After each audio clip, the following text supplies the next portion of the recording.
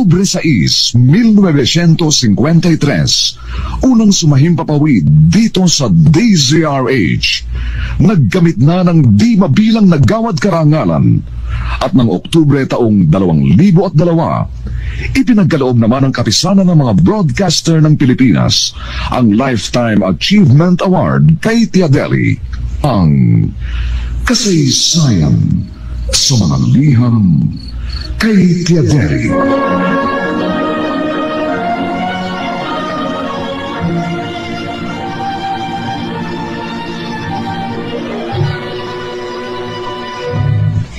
Itong inyong Tia Deli.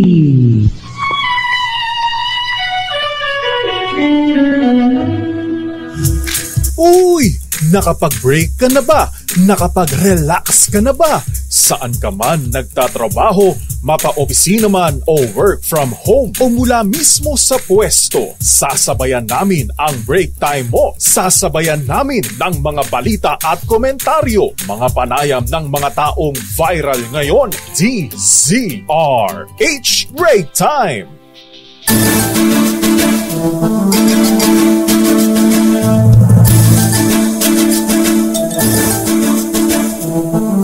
Magandang hapon, Pilipinas. Ako po si Deo Macalma. Ako naman, Thea Pecho Carpuz. At narito ang headlines ng ating mga balita ngayong araw ng Huwebes, 6 ng buwan ng Hunyo. Pogo hub sa isang isla sa Cavite o yung Island Cove na tinatawag. Iimbestigahan sa hinalang ito ay national security threat.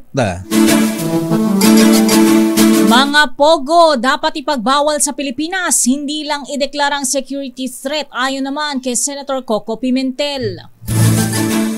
Hepe naman ng Porac Municipal Police sinibak dahil sa nadiskubring Iskama Farm sa lalawigan ng Pampanga. Bulkang Kanlaon kumalma matapos ang malakas na pagputok noong June 3 ayon sa PHIVOLTS. Mahigit 1 bilyong pisong napinsala ng bagyong Aghon sa infrastruktura at agrikultura ayon sa NDRRMC. Higit 9 bilyong pisong halaga ng droga sinira at sinunog ng PIDEA sa Cavite. China nabisto na nagre-recruit pala ng Western fighter pilots sa Amerika na babahala.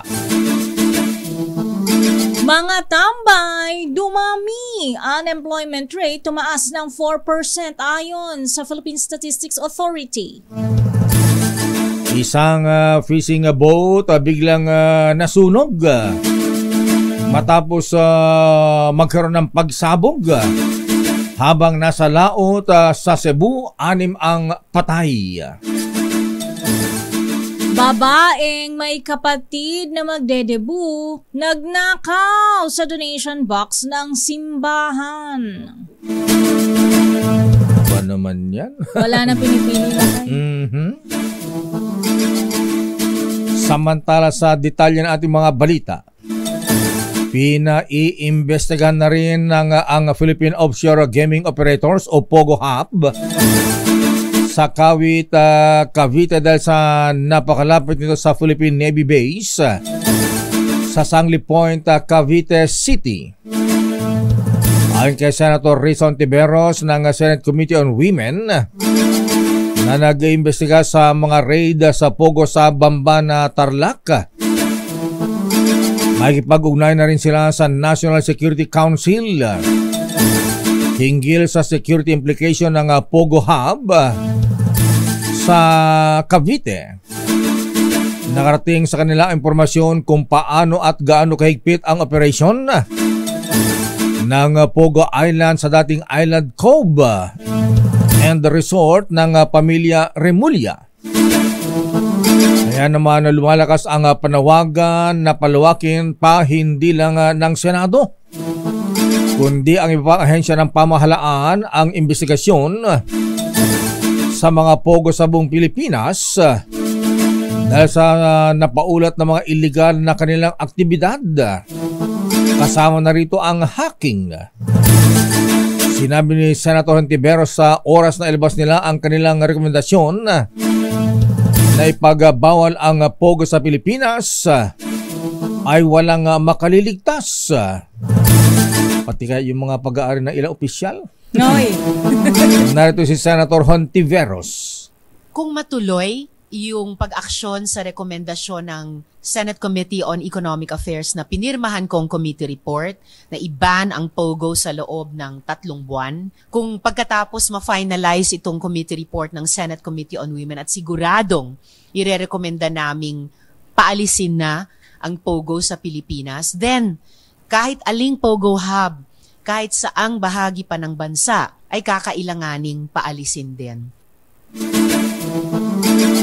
Samantala, hindi na kailangan pang umabot sa puntong ideklara bilang national security threat ang mga Philippine Offshore Gaming Operators o POGO. Ayon kay Senate Minority Leader Aquilino Coco Pimentel III, wag nang gawing komplikado ang issue sa POGO. Para kay Pimentel, ang pinakamabuting gawin ay tuluyan na itong ipagbawal sa bansa bilang bahagi ng pulisiya ng gobyerno dahil kontra ito sa ating national interest. Dagdag ng senador, hindi rin anya tama na magsilbing host ang bansa sa isang uri ng pasugalan na ang target ay ang mga dayuhan. Una nang inirekomenda ni Senator Risa Hontiveros sa National Security Council na ideklara bilang banta sa national security ang POGO. Malungkot alam din naman ito ng National Security Council. Bakit sila hindi kumikilos? Yun lang. Samantala, sinibak na ang hepe ng Porac Municipal Police Station matapos sa madiskubre ang manoy scam farm sa lugar kung saan narescue naman ang 157 mga dayuhan. Ayon kay PNP spokesperson Colonel Gina Fajardo, inalis muna sa tungkulin si Police Colonel Palmira Guardaya para bigyan daan ang investigasyon sa panibagong nadiskubring illegal na pogo sa Pampanga. Nabatid kasi huling bahagi pa ng nakarang taon na binawi ng PAGCOR ay ang license to operate ng Lucky South 99 na ni-raid at ipinasara na rin noong 2022 dahil sa mga illegal na aktibidad, pero ito ay nag-o-operate pa rin. Samantala, nanatiling kalmado sa nakalipas na 24 na oras ang bulkang Kanlaon. Batay sa 8 a.m. bulletin ng PHIVOLCS, nakaranas lamang ang bulkan ng 27 volcanic earthquakes. Mas mababa sa 53 na lindol noong nakaraang araw. Bumaba rin mula sa 4,133 tons ang sulfur dioxide emissions ng bulkan, kasunod ng pagsabog nito sa 3,464 tons. Gayunpaman, patuloy na naglalabas ng gas ang bulkan at sa pinakahuling monitoring ng PHIVOLCS ay nagbuga ito ng volcanic plumes na aabot sa 1,500 meters ang taas. Samantala, patuloy na nakataas ang lahar advisory ng PHIVOLCS para sa mga residente malapit sa bulkan dahil sa inaasahang malakas na pag-ulan hanggang sa Biyernes. Nasa mahigit 1 bilyong piso naman ang halaga ng nasirang infrastruktura at agrikultura dahil sa pagsalanta ng bagyong Aghon. Ayon sa NDRRMC, nasa mahigit 940 million ang napinsalang infrastruktura sa Calabar Zone. Habang mahigit 85 million naman ang nasira sa agrikultura sa Calabar Zone at Mimaropa.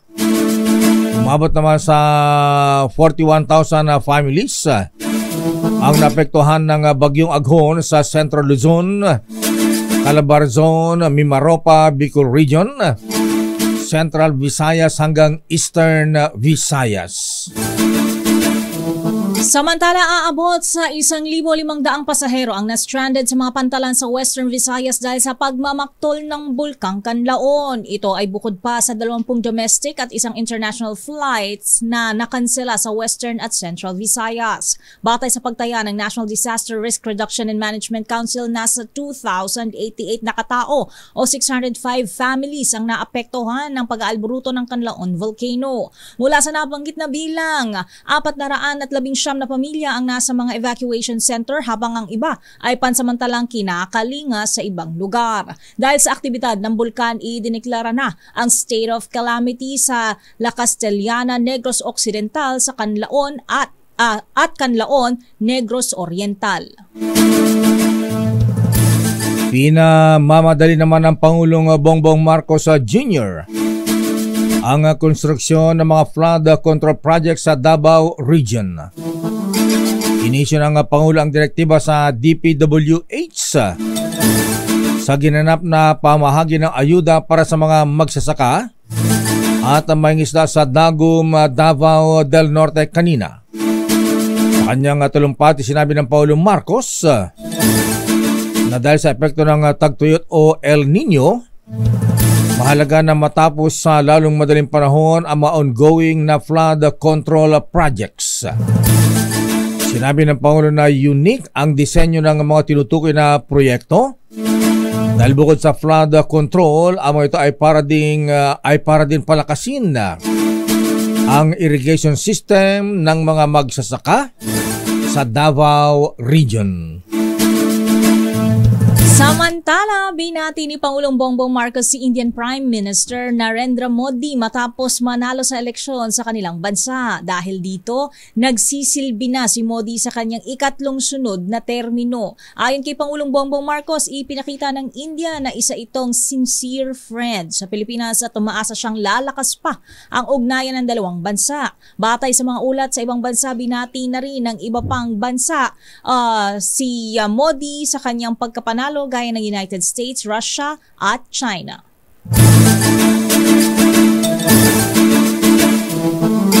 Magandang indikasyon ng price stability ang desisyon ng Pangulong Bongbong Marcos na bawasan ang taripa o buwis sa imported na bigas sa 15% mula sa kasalukuyang 30%. Ayon kay Congressman Joey Salceda ng Albay at Chairman ng House Committee on Ways and Means, tama lang ang ginawa ng Pangulong Marcos dahil faktor ng pagtaas ng inflation ang presyuhan ng bigas.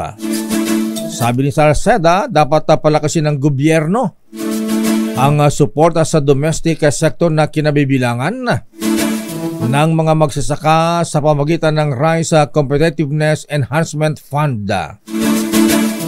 Batay sa datos, ayon kay Salceda, lumobo na ang pondo ng RCEF sa 30 billion pesos kada taon, kaya may sapat na pangtulong sa agricultural sector. Bagamat ito ay kinokontra naman ng mga magsasaka dahil sila daw ay malulugi dahil babaha na mga imported na bigas sa mga merkado. Sa iba pang balita, sa loob ng 2 sunod na buwan, tumaas muli ang unemployment rate sa bansa. Ayon sa Philippine Statistics Authority, tumaas sa 4% ang unemployment rate na katumbas ng higit 2.04 million na Pilipinong walang trabaho noong Abril. Sabi ni National Statistician Dennis Mapa, nadagdagan ang bilang ng mga Pilipinong jobless mula sa 2 milyon noong Marso. Paliwanag ng PSA, epekto ito ng latay ng El Nino phenomenon sa labor sector, lalo na sa mga manggagawa sa sektor ng agrikultura. Samantala, bahagya namang nabawasan ang bilang ng mga Pilipinong employed o may trabaho sa 96% noong Abril na katumbas ng 48.36 million. Mababa naman ito ng kaunti mula sa 96.1% na employed noong Marso o 49.15 milyong Pilipinong may trabaho. Babalikan natin ay ilang pang detalye ng ating mga balita. Aba, ang Amerika nagbabala sa mga kaalyadong bansa kaugnay sa pagre-recruit umano ng China ng mga fighter jet pilots. Hala. Samantala, fishing boat nasunog sa laot sa Cebu. 6 ang namatay. At babaeng may kapatid na magdedebu nagnakaw sa donation box ng simbahan. Ala. Tapos ba yung gagastusin sa birthday party, debu? Tsaka hindi naman importante yung laki. Mas mahalaga yung dignidad at integridad, di ba? Ayan. Pati donation box sa simbahan. Pinagdiskitahan. Balita natin, ha? Kanina umaga naman, obispo. Ayun. Tinakusangganakan ng pare dyan sa Tondo, Manila. Ano ba nangyayari sa mundo? What is happening to our country, Lord? Babalikan po natin ang detalye ng mabalitan yan sa ating pagbabalik sa ating palatuntunang RH Break Time. Oras, Mr. Cesar Linan Toyota Alabang, Alex Flores ng Toyota Valenzuela. Oras ganap na alas 4:23. Ang balitang ito ay RH Break Time. Oras, Miss Thea. Ganap ng alas 4:30. Standby sa ating mga reports. Naku, ano ba nangyari sa bossing Ronald Mascareñas ng Chooks to Go? Wow!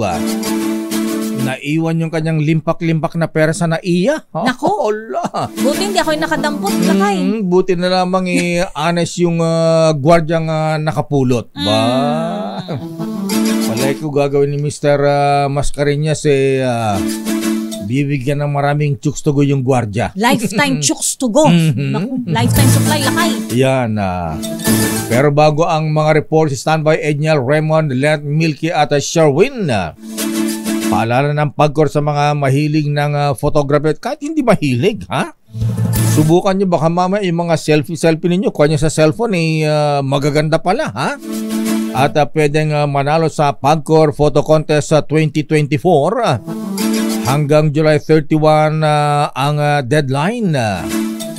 Kailangan lang ayon kay Chairman and CEO Alatenco ng Pagcor. Ang tema po ng photo contest ay Harvest Time. Ipakita rito ang sipag, husay ng mga magsasaka at mangingisda at mga nasa sektor ng agrikultura. At may bagong kategory ang drone na kategory na kuha sa larawang mula sa himpapawid. At ang total cash prizes ay 2.23 million pesos. At ang mga mananalo ay maaring tumanggap ng tig 100,000 piso o kaya ay 50,000 piso. Puntan lamang yung kanilang website para sa detalye sa Pagcor o www.pagcor.ph/photocon 2024. Happy birthday muna kay Manong Joe Fontanilla. Binabati ni Ate Vilma at Joven Fontanilla at ganun din. Happy birthday kay classmate Odetta Castro ng Pinili, ha? Sister Ellen D. at kay Director Rolly Francia ng MECO.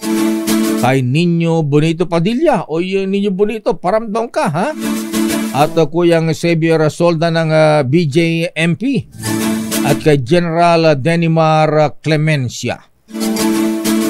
Sa ating mabalita, nadiskubre ang scam hub sa Porac. Posibleng konektado sa ni-raid na pogo sa Bamban at Tarlac. Ayon sa Philippine National Police. Edniel Parosa sa detalye. Edniel, please come in. Lakay at Miss Thea, iniimbestigahan na ng Philippine National Police kasama ng Presidential Anti-Organized Crime Commission ang posibleng kaugnayan nitong bagong discovering scam farm kung tawagin dito sa may Porac, Pampanga. Sana una nang ni-raid na Pogo Hub dyan naman sa bahagi ng Bamban, Tarlac. Ayon kay PNP spokesperson, Police Colonel Jean Fajardo, kinakitaan ng koneksyon ng otoridad itong Lucky South 99 na may-ari nitong establishment sa loob ng Royal Garden Estate sa may Porac at kumpanya namang Zun Yuan na siya namang may-ari ng Pogo sa Tarlac. Ginawa ni Pardo ang pahayag matapos ma-rescue ng otoridad ang 177 o 57 mga kataong karamihan ay Chinese, Vietnamese, Malaysian, Myanmar national at Koreano. Habang papatakas sa mga ito sa bahagi ng Angeles City, Kamakalawa, mga batid na inireklamo ng ilang dayuhang biktima ang Lucky South 99 dahil sa umano'y pambubugbog, sexual abuse at iba pang mga human trafficking activities. Maliban dito, noong nakaraang taon pa pala binawi ng PAGCOR ang lisensya nito para mag-operate bilang Pogo matapos una ng salakayin ng otoridad taong 2022. Sinibak na ng PNP ang hepe ng Porac Municipal Police Station habang sinisiyasat kung bakit nakapag-operate pa ang tinawag nitong scam hub kahit wala itong permit. Pakinggan natin si Colonel Fajardo. May nakuha pong may mga na-recover po doon ng mga evidence po na mga pwedeng magsabi na itong mga incorporators po ng Lucky South ay kasama po doon sa illegal activities po. Samantala, hanggang sa mga oras na ito, Lakay at Mistea, hindi pa tuluyang napapasok ng otoridad ang mahigit sa 5 hektaryang compound na ito sa Porac, Pampanga. Wow. Matapos bawiin ng korte ang search warrant, bagay na ina-apply na umano at sinusubukan ulit isilbi ng Criminal Investigation and Detection Group. Naniniwala ang PNP na maliban sa mga na-rescue sa labas ng compound, may mga nanatili pang dayuhan ang biktima rin o posibleng biktima rin sa loob mismo ng nabanggit na kumpanya. Edniel, Para sa kauna-unahan, ulit. Binawi yung search warrant. Sinong bumawi? Sinong judge? Yung sa in-apply ito Lakay sa Malolos, hindi ako nagkamali, somewhere in Bulacan. Doon in-apply yung una nagsilbi ng search warrant. At nagkaroon ng technicalities sa dahilan para bawiin ito. Hala? Pero ina-apply na ulit ito ng PNP. At this time around, kung kahapon o kamakalawa, Pausi ang nag-operate doon kasama ng PNP Special Action Force. Ngayon ay papasok na sa eksena yung CIDG para sila nang magsilbi ng search warrant. Oras na i-grant ito ulit ng korte, Lakay. Abay, alamin yung pangalan ng judge at sumbong natin kay CJ. Oo. Chief Justice Jess Mundo, ha? Mukhang kaduda-duda naman yan. Alam mo naman ng mga pogo. Technicalities daw, Lakay. Ano kayong technicality yun? Ay, na baka mamaya maraming 3 people yan. 3 people. Ang maganda ngayon ay nga sinasabi ng TNP ay may mga kaukulaw, may mga kulang pang dokumento kaya na technical. Pero ang maganda ngayon ay binakura na ng SAP itong lugar, yung compound mismo, Lakay. Napakalawak kasi nito, kaya baka naman kasi mas lalo pang tumakas itong mga dayuhan, yung mga suspect dito. Binakura na ng Special Action Force yung lugar. Wala kahapon, hanggang sa mga oras na ito nakabakod sila doon. At ito nga, nagulat sila kagabi, may nakatakas pang isa, nakabusit na parang Chinese ito Lakay, national din na puno ng bugbog yung katawan. Yung videos tayo dyan na ipinadala, puro pasa yung katawan at ang sabi niya nga, ay tumakas din siya doon sa loob nung scam hub at nung natunugan na may operasyon niyang nangyayari doon sa labas. At sinasabi niya, biktima rin sila lahat ng kidnapping at human trafficking activities doon sa loob. Yan ang dahilan kung bakit ayaw tantanan o ayaw iwan ng PNP itong compound kahit wala silang hawak na search warrant mula sa korte. Abay, kaduda-duda naman yan. Dapat hindi na kawawa naman yun. So, babae pa yung isa, Edniel. Oo, Lakay, marami yung kaso yan. May babae na binubugbog tapos ayun, Lakay na ibinibenta umano online para sa sexual services. Mga dayuhan ito. Ganon kalawak itong illegal activities ito. At kung di ako nagkakamali kanina sa Bagong Pilipinas ngayon briefing ng Malacanang, may binabagit yung pausi parang may namatay na Lakay. Sa mga dayuhan na nabugbog. Ayun, sa mga nag-viral na video. Yung babae nakatali pa ang mga paa, Kagapos. Diyos ko po, Grabe. Yan na kayang binabanggit. At sabi nga ng PNP, mayroong mga Pilipino doon sa mga naharang kahapon, mga na-rescue. Hindi pa natin alam yung kabuuang larawan kung ilan pa yung nasa loob. At kung may mga biktima rin na sarili nating mangkalahi doon sa loob ng dating Pogo, pero ngayon ay kung tawagin na nga ng PAGCOR dahil walang lisensya, ay umano'y scam farm o scam hub. The mere fact na nakatakas yung isang sinasaktan, ginugulpi doon, abay sapat ng dahilan yung para i-raid dyan. Anong search warrant pang dapat hintayin dyan? Yun nga lakay, ang binabanggit ng SAF, kaya di nila iniiwan yung lugar eh. Dahil nagulat sila kagabi, parang may kumakalampag daw or may tunog silang narinig. Tapos ayun na, yung isang nagpasaklolo sa kanilang otoridad. Pero alam mo lakay, kabilang doon sa mga iniimbestigahan ngayon ng PNP, ay paanong mistulang natunugan itong mga dayuhan na may operasyon. Dahil ang tsura kahapon or nung 2 days ago, parang hindi sila, hindi lang sila basta na-rescue eh. Sila ipapatakas ang dating o papalabas doon sa compound. Maaring nag-leak yung info na may pagsalakay na gagawin itong PAUSI at PNP. Yan ngayon, isa sa mga subject ng investigation. Nako, baka yung mga protector dyan ang nagbigay ng tip. Baka makasabot ding ilang otoridad dyan. Kaya nga, tapos posible pa na dahil nga, di naman established pa kung nag-leak. Pero kung nag-leak nga, kami nauna na hindi na naabutan ng PNP at ng PAUSI sa highway. Ayan, so at least binabantayan, dapat walang makatakas dyan. Correct lakay. Kung mayroon man makalabas, sana maharang pa rin ng isa at mahingan ng mga testimonya kagaya ng nabanggit na dayuhan kanina. Okay, maraming salamat Edniel, at alam mo yung pangalan ng judge na bumawi ng search warrant? Dahil sa technicalities lang. Dahil sa technicality daw. Somewhere in Bulacan yan ang nag-issue ng warrant, ng search warrant. Sumbong natin kay Chief Justice yan. Ayan. Okay, maraming salamat Edniel. Balik sa inyo, Lakay at Mistea. Samantala, suspensyon kay Bamban Mayor Alice Guo hindi dapat bawiin ng ombudsman. Idetali mo RH28 Raymond Dadpaas. Raymond. Mr. Mayor, delikado na bawiin ng Office of the Ombudsman ang ipinakaw na 6 na buwan na suspension kay Bamban Tarlac Mayor Alice Guo. Ito ang deklarasyon ni Senator Sherwin Gatchalian kasunod ng apila ni Mayor Guo sa magitan ng kanyang mga abogado na bawiin ng Ombudsman ang suspension order sa kanya.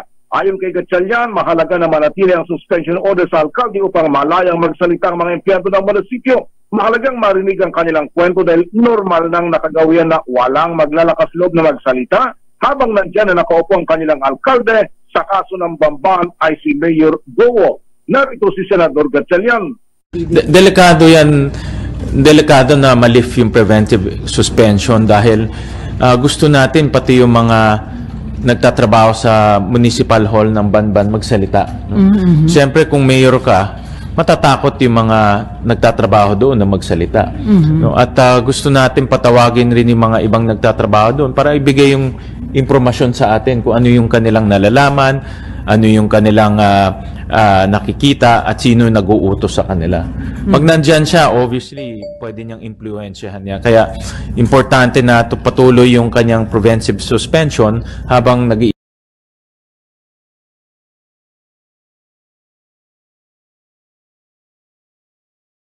Hindi kalayuan sa Porac, Pampanga ay may mas malaki pang pogo operation ang muling sinalakay ng mga otoridad.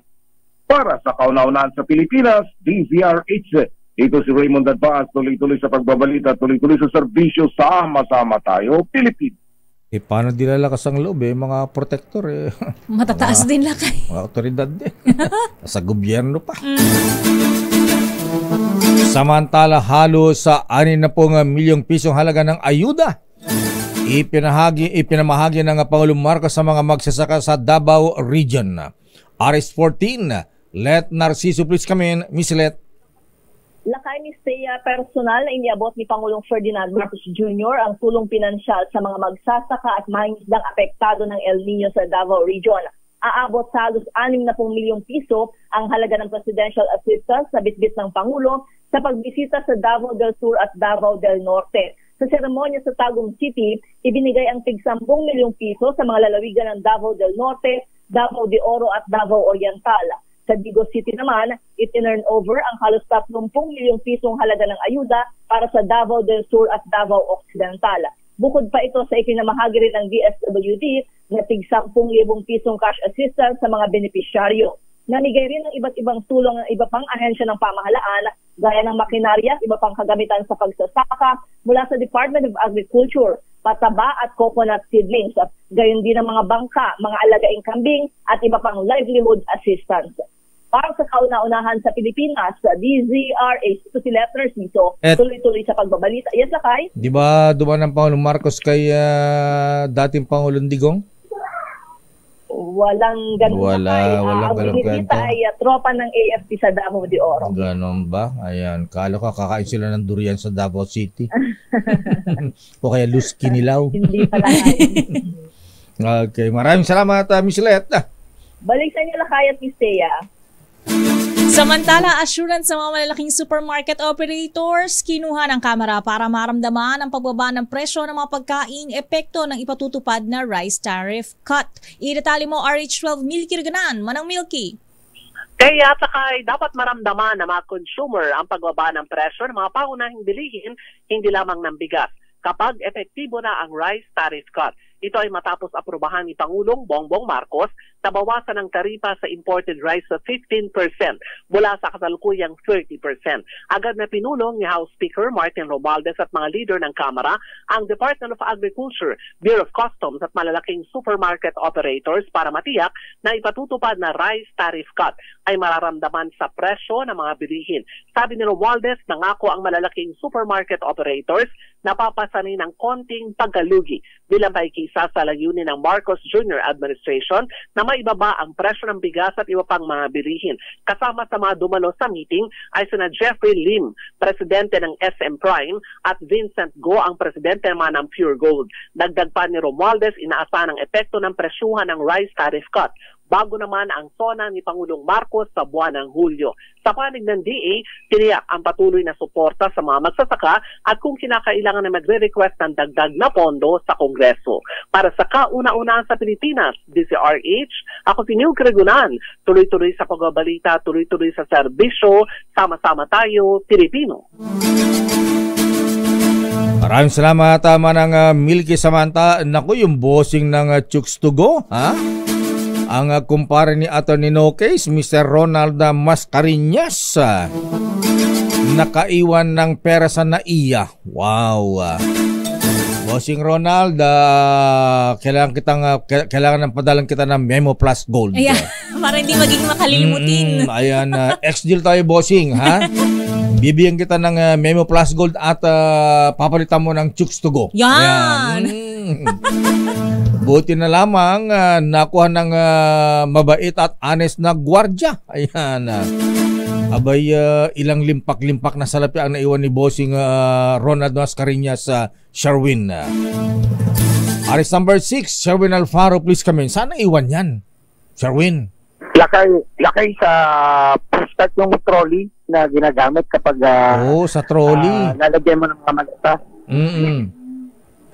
Lalagyan ng bagahe, ng luggage. Oo, lakay doon mas madalas na nakakaiwan ng mga kababayan natin ng mga gamit, lalo na yung mga jacket, mga bag, na handbag, na madaling inilalagay doon kasi merong cargo parts yan sa hawakan, di ba, lakay? So lagay ng mga maliliit na bago.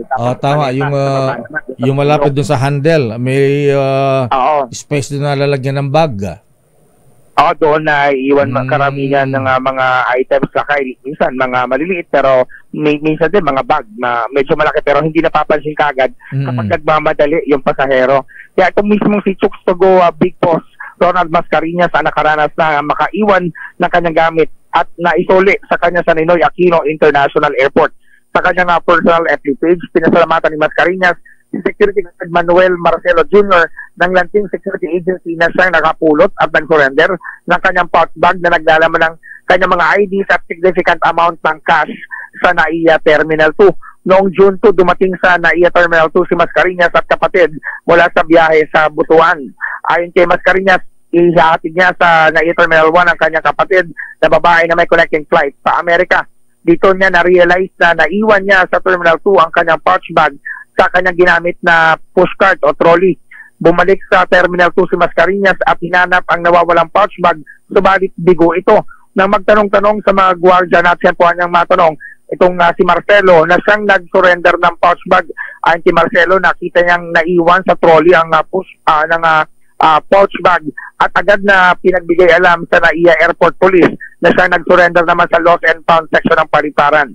Ayon kay Mascareñas, nabawi niya ang kanyang pouch bag ng intact at hindi nagalaw ang mga laman nito. Nagpasalamat si Mascareñas kay Marcelo at mga kabaro nito na nagtatrabaho sa Paliparan sa pagpapakita ng magandang asal lalo na ng katapatan. Sinabi naman ni NAIA General Manager Jose Ines na dapat tularan ng lahat ng mga magagawa sa NAIA itong pinakitang ehemplo ni Marcelo sa kanilang araw-araw na tungkulin, lalo na sa kanilang mahalagang pagganap sa kanilang trabaho sa loob ng paliparan.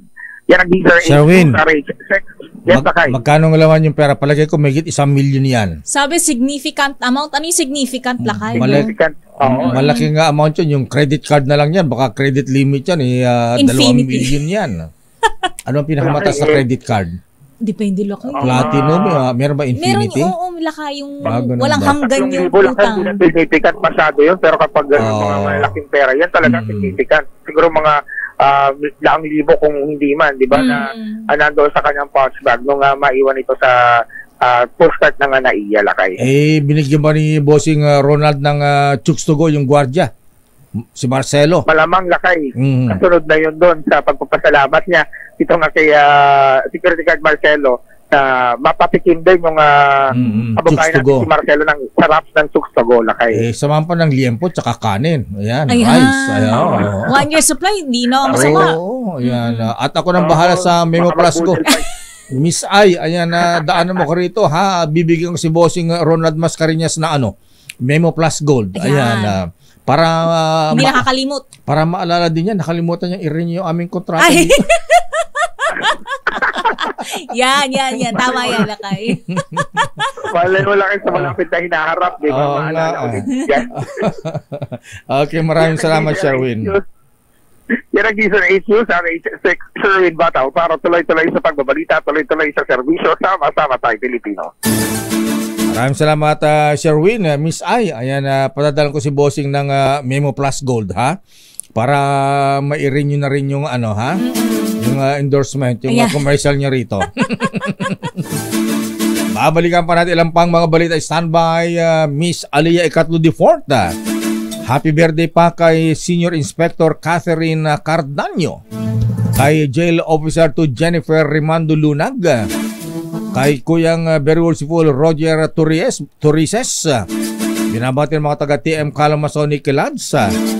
At siyempre, congratulations kay very worshipful o yung mga Shriners, ha?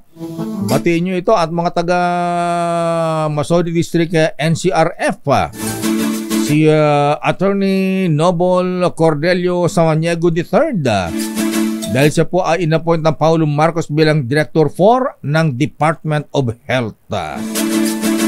Oras, Miss Thea. 10 minuto bago mag-alas 5. Flash Report. Flash Report! Naku, umaambon may sunog. Sunog sa isang eskwelahan sa Mabini, Batangas. Alamin natin ang report mula kay Koy Hipolito ng DZRH Operation Tulong. Koy, good afternoon. Malaki ba yung sunog? Yes, good afternoon. At ito ang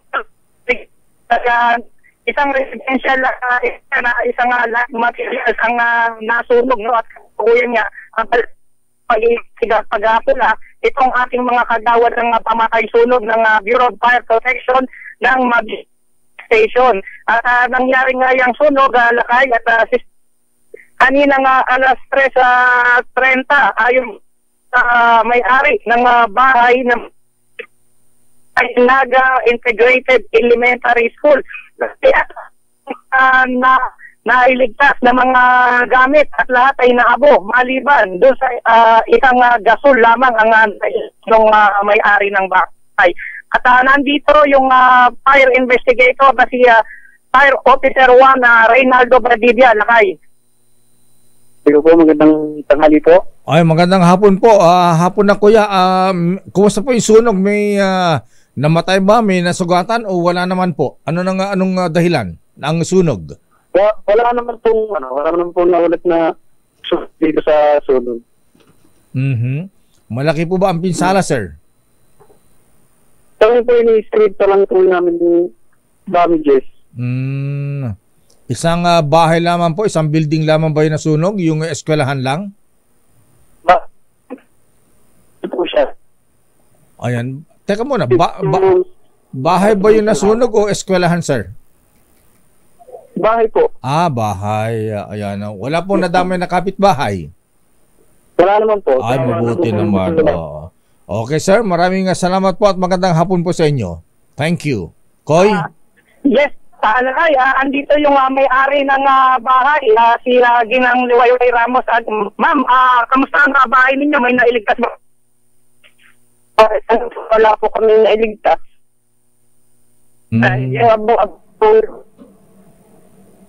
Panawagan ninyo at wala kang nailigtas na kaya anong gawin sa ng bahay ninyo? Hindi na po kami nakapaglabas sa to. Ayun. Kailangan ng tulong. Okay, maraming salamat, Koy. At idulog natin sa Operation Tulong para mabigyan natin ng tulong ang pamilya ng nasunugan. Okay, Koy, maraming salamat. Good afternoon. Lakay, mula sa Batangas, ito si Col Hipolito ng DZRH Operation Tulong para sa kauna ng radyo sa Pilipinas. Tuloy-tuloy sa pagbabalita, tuloy-tuloy sa serbisyo. Sama-sama tayo, Pilipino. Flash Report. Flash Report! Ganda ng pangalan niya. Koy, di ba isda yun? Koy, oo, Lakay. Parang carpa ba Koy yun? Hipolito. Maraming salamat, Koy. At maraming salamat sa ating business correspondent, Mr. Michael Ismaygay. Magkano, Lakay? Abay, bumawi daw ang piso ngayon kontra dolyar. Dahil nagsara ang trading ngayong araw ng Huwebes sa palitang 58.61. Kahapon 58.78. O di tumatag ng 17 centavos ang piso natin. Ayan, buti naman at ganyan ang nangyari. Lumalakas, bumabawi ang piso. Yes.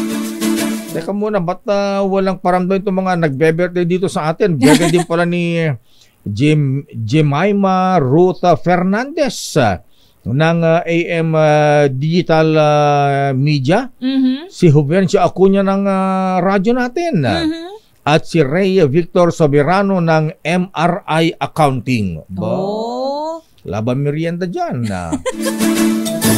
Samantala nagbabala ang Amerika sa mga kaalyado nitong bansa ukol sa panibagong aktibidad ng China na nagre-recruit imuno ng mga piloto. At hindi basta-basta piloto, piloto ng mga fighter jets. Wow!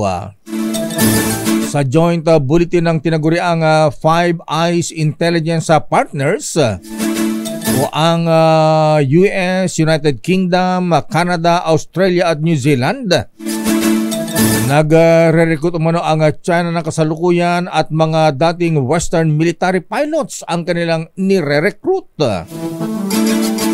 Layo na ng China na mapalakas ang kanilang air power at magkaroon ng kaalaman ukol sa aviation tactics ng mga Western fighter jet pilots. Batay sa report, ginagamit umano ng People's Liberation Army ng China ang mga pribadong kumpanya sa South Africa at upang makapag-hire ng mga piloto. Inabisuan din sa nasabing bulletin ang mga dati at kasalukuyang Western military members na maging listo. Lalo sa mga job offers mula sa mga pribadong kumpanya na posibleng may koneksyon sa China. Samantala, aabot sa 10.1 bilyong pisong halaga ng iligal na droga ang sinira ng PDEA sa isang pasilidad sa 13 Martires sa Cavite. Ang droga ay sinunog sa Integrated Waste Management Incorporated. Ayon sa PDEA, malaking volume ng illegal drugs ay shabu, marijuana at ephedrine. Kabilang sa sinilaban ng 1.2 tonelada ng shabu na nakumpiska sa isang checkpoint sa Alitagtag, Batangas noong Abril 15. Abay, grabe pala yung ulan na kahapon. Abay, nagkaroon ng kidlat mahabigan at merong 3 batang magpipinsan ang tinamaan ng kidlat. Patay ang 3 batang magpipinsan matapos tamaan ng kidlat. Sa kasagsagan ng malakas na ulan sa Pulilan, Bulacan kahapon ng hapon. Ayon sa report ng PNP, nakasilong sa ilalim ng puno. Wow! Ang mga batang magpipinsan sa barangay Inaon ng saktong tumama ang kidlat. Diyos ko.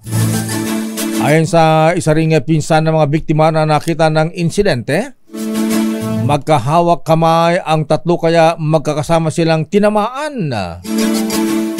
Nadala pa sa ospital ang mga batang biktima, ngunit sila ay binawian din ng buhay. Sakla naman yan, Lungkot naman yan, oh. Samantala, sinuspinde na ni Manila Archbishop Jose Cardinal Advincula ang nag-viral na pari matapos umanong makaalitan ng isang obispo. Ayon sa Archdiocese of Manila dahil ito sa patuloy na pagsuway ni Father Alfonso Valesa sa kautusan at babala ng Arsobispo ng Maynila. Kaugnay ito ng sinasabing pagmamatigas ng pari na umalis sa St. Joseph Parish, Gagalangin, Tondo kahit na ipinag-utos na ito ng isang obispo. Dahil dito suspendido muna si Valesa at ipinagbabawalan ding magsagawa ng mga sakramento gaya ng misa, kasal o binyag. Una nang nilinaw ng CBCP na pinagsasabihan lamang at hindi sinakal ni Novaliches Bishop Emeritus Antonio Tobias ang nasabing pari taliwas sa kumakalat sa social media. Napag-alaman din na dati na umanong naging pasawa ang sinuspinding pari bago pa man ang nangyaring insidente. Grabe naman tong report ng bubit ko, Miss Thea. Ano yung lahay? Ang ilang protector daw ng mga POGO operators. Ay, pogi? Ay, Ano? May cabinet member? Obo? Ala. Matinding kapitan yan, Ayaw ng Pangulong lakay. Marcos ng ganyan. May senador? May senador pa. May congressman pa. All-star cast naman yan masyado, lakay. Hindi ba alam ito ng National Security Council? Grabe naman kung totoo ito. Nakuhanan ng CCTV ang pagnanakaw naman ng isang babae sa donation box na sa simbahan sa Samal, Bataan. Batay sa report ni Danny Kumilang, nakita sa CCTV footage na lumalabas sa simbahan ang nasabing suspect. Natagpuan na lamang na nakatumba ang donation box at nagkalat ang mga sobre na wala ng laman. Ayon sa isang residente, nagpunta sa kanyang tindahan ang babae na maraming hawak na pera at ilan dito ay naka-sobre pa. Wow! Bumili umano ang babae ng cellphone. Naku, kaya naman pala, sobra ka naman ate. Yung ninakaw na pera sa donation box sa simbahan, abay pinambili ng cellphone para ipanregalo sa kanyang kapatid na magbe-birthday, magdedebo. Naku ate naman. Nakasobre pang nagbilang, lakay. Diyos ko naman si ate. Ang maganda yung lano na pasahin yung kanyang kapatid. Pero bakit naman ninakaw pa yung pera? Correct. Sa loob pa ng simbahan. Kitang-kita sa ni Lord doon. Ay, naku, lakay. Dahil pang santo ron. Baka nagdasal muna siya bago gumawa ng kasalanan. Lord, patawarin niyo ako. Ganon. Manakawin ko to dahil ipapanregalo ko sa pambili ng cellphone. Ipanregalo ko sa aking kapatid na magbe-birthday. Mabuti naman ang aking kalooban. Patawarin niyo po ako. Sana tumaya na lang sa loto. Patay ang 6 na mangingisda matapos masunog ang sinasakyan nilang fishing boat sa Naga City, Cebu kagabi. Sa panayam ng DZRH Captain Jerome Lozada, Station Commander ng Philippine Coast Guard Cebu, 12 ang sakay ng bangka. 6 dito ang kumpirmadong nasawi habang 6 din ang survivor. Isa sa mga nakaligtas ay critical ngayon ang kondisyon matapos magtabo ng 3rd-degree burn. Narito naging pahayag ni Lozada.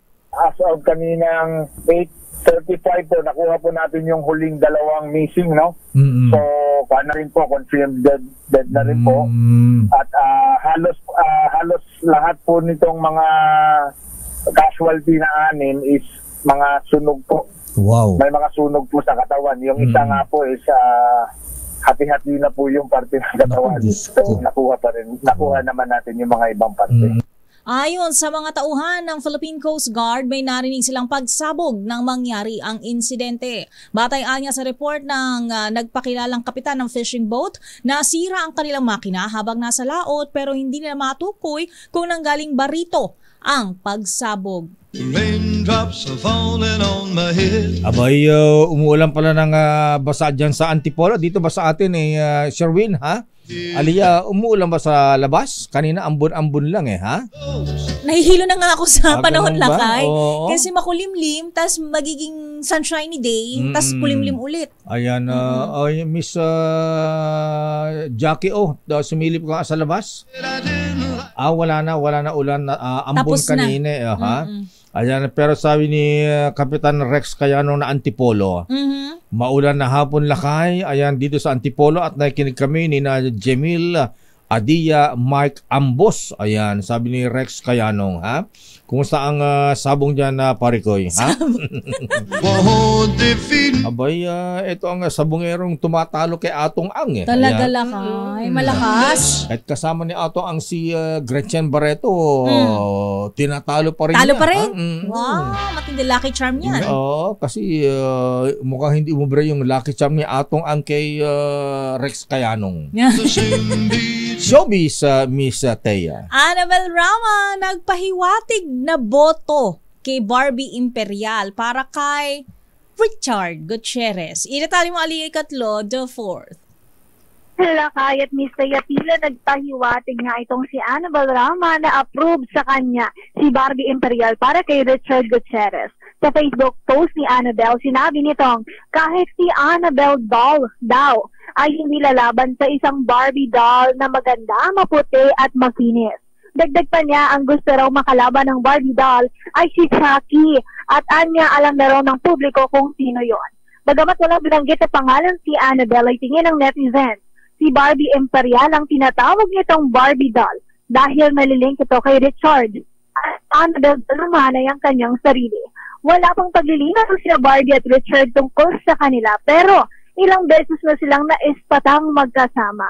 Matatandaan namang itong Marso ay kinumpirma ni Sara na hiwalay na sila ng asawa. Samantala lakay at Miss Thea, pinagpiyastahan ngayon ng netizens ang comment noon ni Barbie sa wedding photo ni Sara at Richard sa Instagram dahil nag-congrats pa ito. Para sa Break Time Showbiz, ito si Aliyah Ikatlo. Tuloy-tuloy sa pagbabalita, tuloy-tuloy sa serbisyo. Sama-sama tayo, Pilipino. The road is long. Wala na talaga si sino yung dating... Sara Labati lakay. Wala na sila bati talaga? Hindi na sila bati. Hindi sila bati ni Annabel. Tapang ni Wari-wari. Oo. Si Bisaya pa. Ayan. Kumusta ka na, Day? Ha? Kumusta si Dong? Ayan. At sabi ni Vic Liman, naku lakay, super dilim sa Maynila. Mukhang uulan ng malakas. At ingat ka Ramilo ito sa Oliveros ha, parikoy ha. Ayan, mukhang uulan ng malakas na ngayong hapon. At binabati natin si Bishop Buddy Ballesteros. Buhabati sa atin ng happy anniversary. Maraming salamat Bishop Buddy Ballesteros at Bishop Ephraim Fahutagana. At ayan ang kabuuan nating palatuntunang break time. Ako po si Dayo Makalma. Ako naman Thea Petro Carpuz. Mga balansyadong balita susunod na. Chairman of the board at Filipino citizen. Yan. Ipinanganak sa Baguio City. Matandain, hindi makakalimutin. Miss Karen Oyong. Bye-bye. Stay safe.